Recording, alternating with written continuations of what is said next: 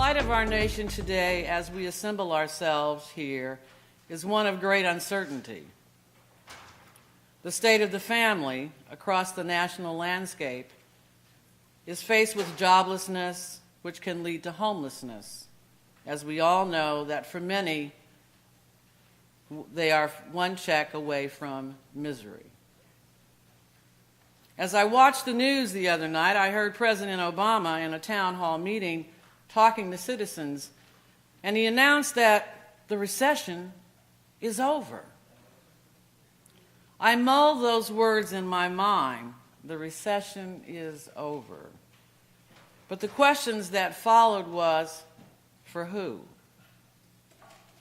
It's not over for the people that come through the doors of the OTA. It certainly is not over for the people who stop us on the street asking for help. Wall Street, upon hearing this announcement, went into a spending frenzy. The Dow shot up in points, through the roof.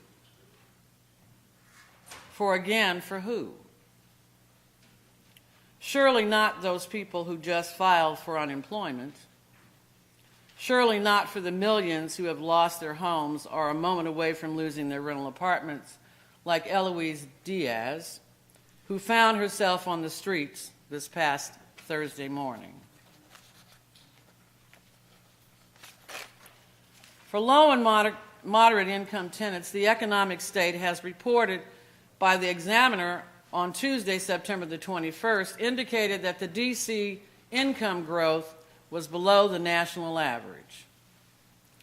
Affordable rents in the District of Columbia are now listed at $1,625, which when translated into wage earning means if you're not making at least $65,000 per year, you probably can't afford to live in the district.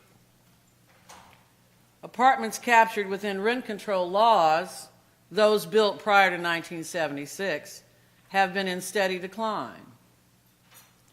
When I joined the district in 2006, we hired consultants to determine how many rental control units were in the district.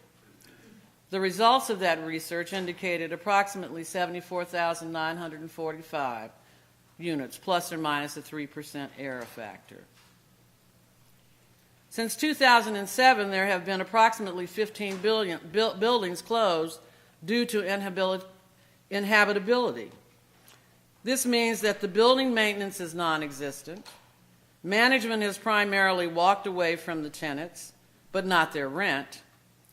And they are just waiting for the government to shut the building down so that it can be sold to the highest bidder based upon location, of course. Affordability continues to elude us as rents continue to increase. Fewer affordable housing units are built due to depressed revenues, federal unfunded mandates, as well as the reemergence of higher levels of poverty. Statistics cited in the most recent U.S. Census report indicates that over 5.6 million households have incomes below the poverty level.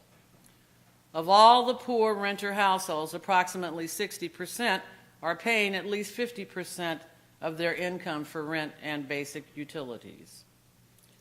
Since the deregulation of utilities, we have seen the rise in the cost of gas and electricity. Then, to add misery to the list, we enter a recession/depression of the likes which we have not seen since the Depression, and just 2 days ago we were told that the recession is over.